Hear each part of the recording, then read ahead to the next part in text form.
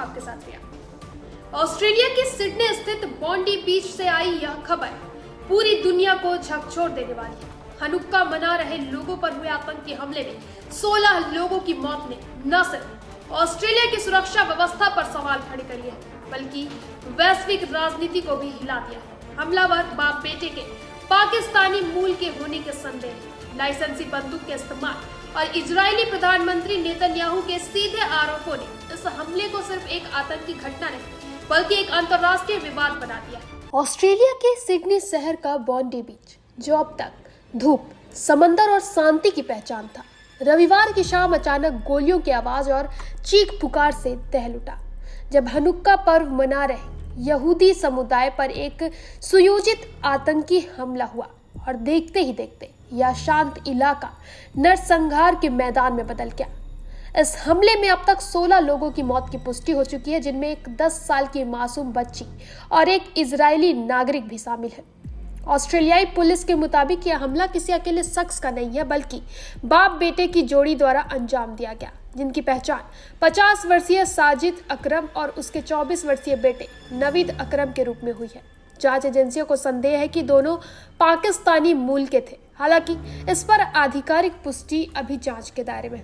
बताया गया है कि साजिद अकरम 1998 में स्टूडेंट वीजा पर ऑस्ट्रेलिया आया था। बाद में उसने एक ऑस्ट्रेलियाई महिला से शादी की और वह रेजिडेंट रिटर्न वीजा पर देश में रह रहा था, यानी वह नागरिक नहीं था लेकिन स्थायी तौर पर ऑस्ट्रेलिया में रह रहा था। वहीं उसका बेटा नवीद ऑस्ट्रेलिया में ही जन्मा था और ऑस्ट्रेलियाई नागरिक था।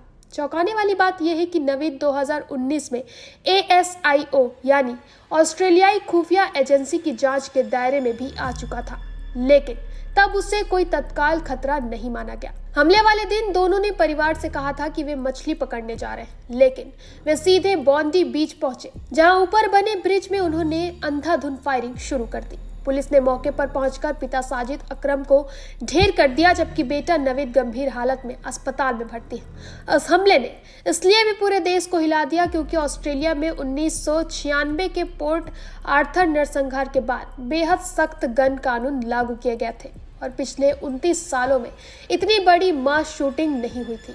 लेकिन इस केस में सामने आया कि साजिद अकरम के पास हथियार पूरी तरह लाइसेंसी थे। वह एक गन क्लब का सदस्य था और उसके पास शिकार के लिए कानूनी तौर पर 6 बंदूकें थी। यही सवाल अब ऑस्ट्रेलियाई सिस्टम पर खड़े हो रहे हैं कि सख्त कानूनों के बावजूद एक कट्टरपंथी व्यक्ति तक हथियार कैसे पहुंचे।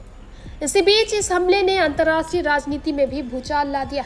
इजरायली प्रधानमंत्री बेंजामिन नेतन्याहू ने सीधे तौर पर ऑस्ट्रेलियाई सरकार को कटघरे में खड़ा करते हुए कहा कि ऑस्ट्रेलिया की नीतियों ने यहूदी विरोधी माहौल को हवा दी है। नेतन्याहू ने दावा किया कि उन्होंने 17 अगस्त को ही प्रधानमंत्री एंथनी अल्बनीज को चेतावनी दी थी कि फिलिस्तीनी राज्य को मान्यता देने का फैसला यहूदी विरोधी ताकतों को मजबूत करेगा और यही नहीं, नीतियां अंततः हिंसा में बदल सकती हैं। नेतन्याहू ने गाजा युद्ध के बाद ऑस्ट्रेलिया के यहूदी समुदाय पर हो रहे हमलों को लेकर सरकार की प्रतिक्रिया को कमजोर बताया और कहा कि इसी कमजोरी ने आतंकियों का हौसला बढ़ाया। हालांकि ऑस्ट्रेलियाई सरकार ने इन आरोपों को खारिज करते हुए कहा कि आतंकी हमले को विदेश नीति से जोड़ना गलत है।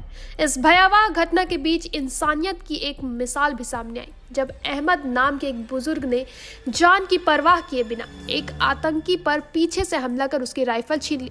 वीडियो फुटेज में साफ दिखता है कि अहमद ने आतंकी को दौड़ा दौड़ाकर काबू में रखा, जिससे कई लोगों की जान बच सकी। इस बहादुरी की दुनिया भर में तारीफ हो रही है। वहीं भारत के प्रधानमंत्री नरेंद्र मोदी, ब्रिटेन के प्रधानमंत्री कीर स्टारमर और अमेरिका के राष्ट्रपति डोनाल्ड ट्रंप सहित कई वैश्विक नेताओं ने इस हमले की कड़ी निंदा और पीड़ितों के प्रति संवेदना जताई है। हमले के बाद बॉन्डी बीच पर हजारों लोग मोमबत्तियां और फूल लेकर पहुंचे। रक्तदान शिविर में लंबी कतारें लगी, लेकिन साथ ही ऑस्ट्रेलिया की यहूदी आबादी, जो लगभग 1,17,000 है, गहरे डर और असुरक्षा के साए में चल रही है।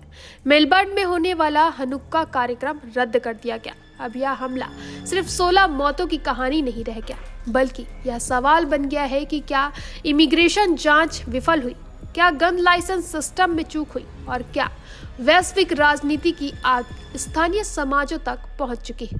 आने वाले दिनों में ऑस्ट्रेलिया को अपने सुरक्षा तंत्र, गन कानून और सामाजिक एकता तीनों की कड़ी परीक्षा से गुजरना होगा।